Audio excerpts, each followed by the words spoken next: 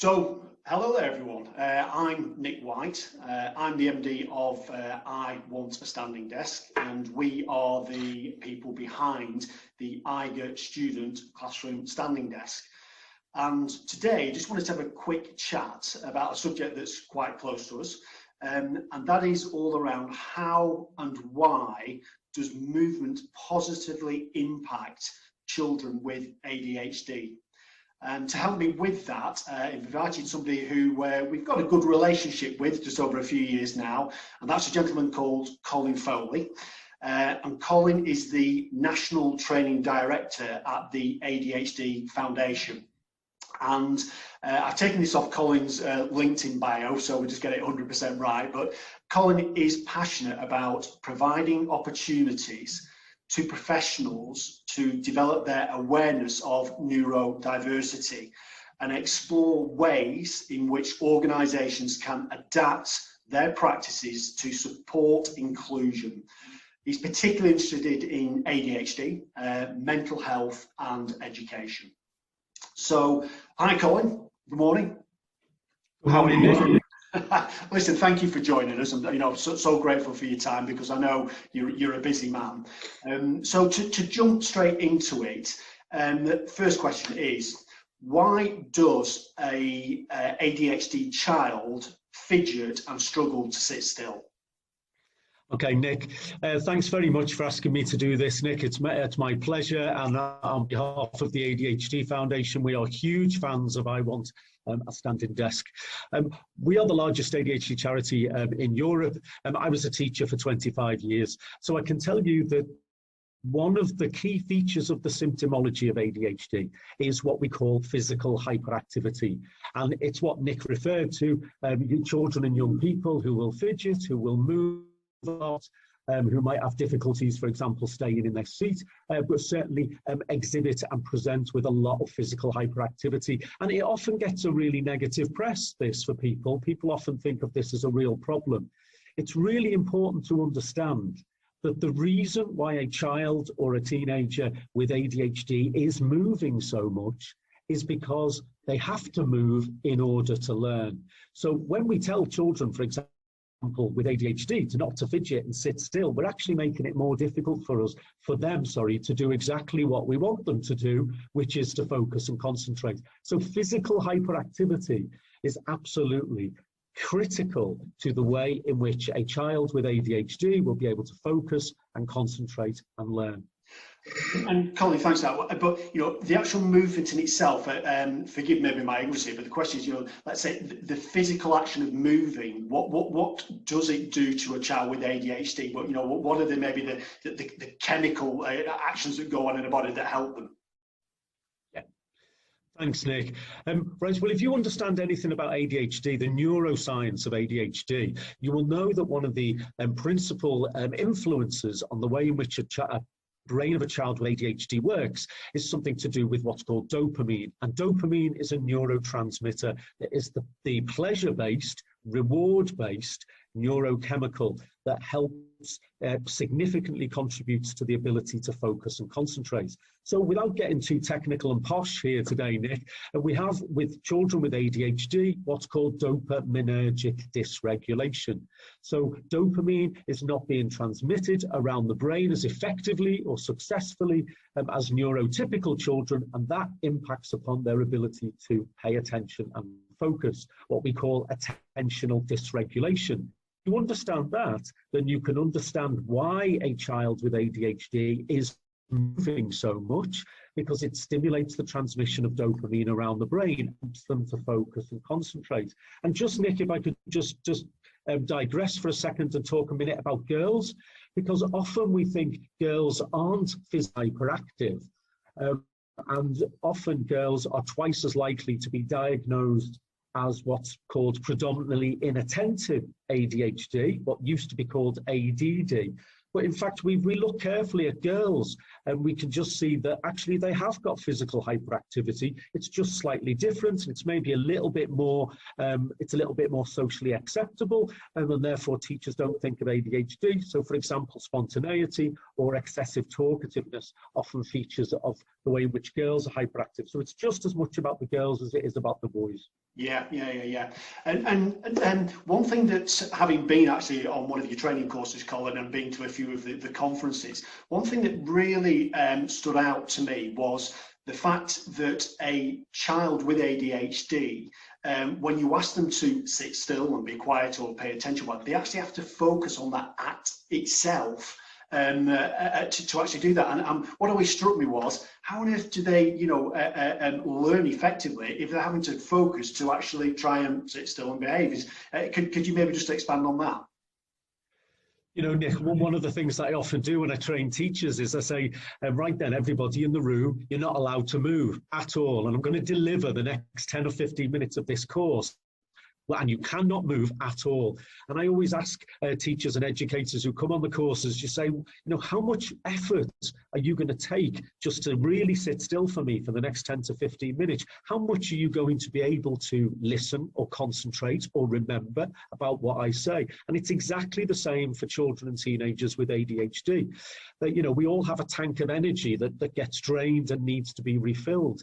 And the more still, the more sedentary and passive the learning is in classrooms, the more restricted movement is. You're going to take a lot out of that child. They're going to have to work twice as hard.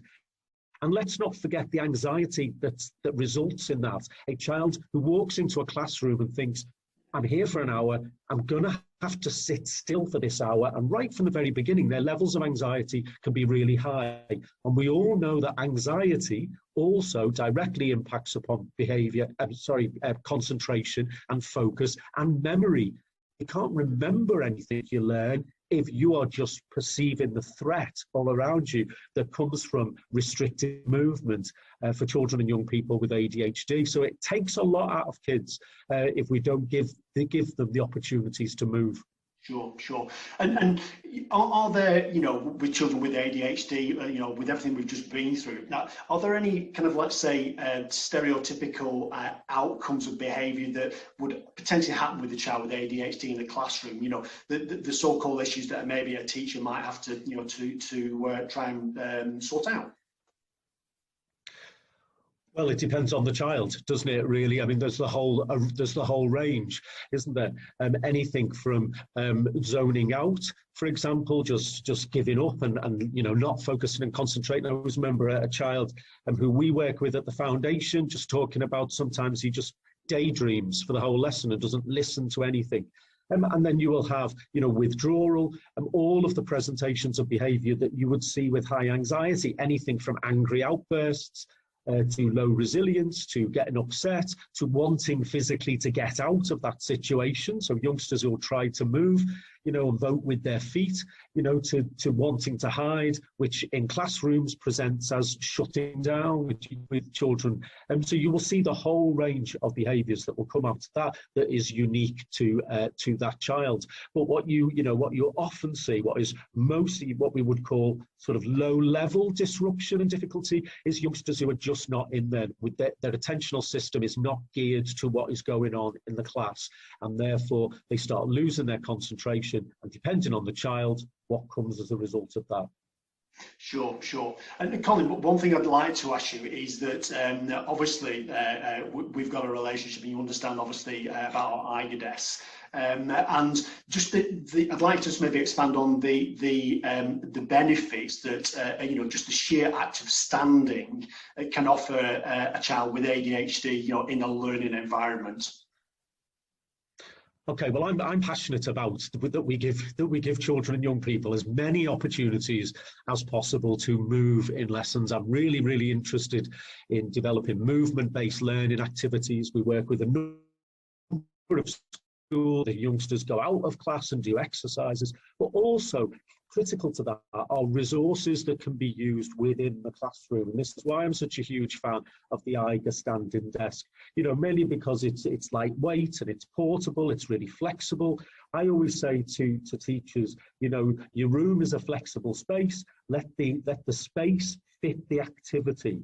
Okay, and what's great about the Eiger desk, of course, is you can move it all around the room very, very easily through the lesson. But what happens is that, you know, your heart rate increases 5 to 8% every time you simply stand up. It will support the oxygen to the brain, the transmission of dopamine to the brain, and the effective transmission of dopamine around the brain, but also it gives the child the opportunity to move the upper part of their body, you know, their shoulders, or their legs. Let's not forget that. They can fidget and twitch and turn and move from step. They can step to the side, all while they are working as well using the Eiger standing desk. So I think it's a great resource in that sense for facilitating movement within classrooms.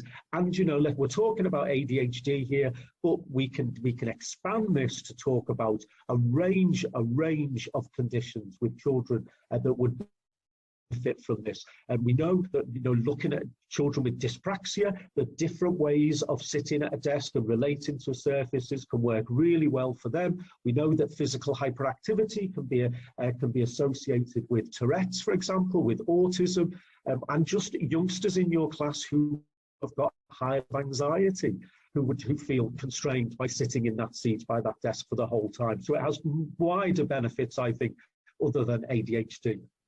Sure. Yeah, no, that's really informative, Colin. And I think one thing, just because I'm going to pull this down to a close shortly, but one thing I just want to touch on that I know we've talked about, especially with last week being Neurodiversity Week, is also that not just to focus on the problems around sensory need children, how special these children are, you know, and when they are taught in a specific way, given the tools that they need and understood that these are very special children indeed. It's something that, you know, we want to try and get that positive message out there, obviously, to the world, to people. I think that's a really important point, Nick. I think the conversation is really changing, isn't it, in the last few years? I think we are moving away from a position of thinking of youngsters who are neurodiverse as, you know, needing lots and lots of, you know, support and help, and, you know, that there's been a bit of a narrative in the past that has labelled these youngsters as being not very capable, won't achieve very well in school, and the conversation's really changing.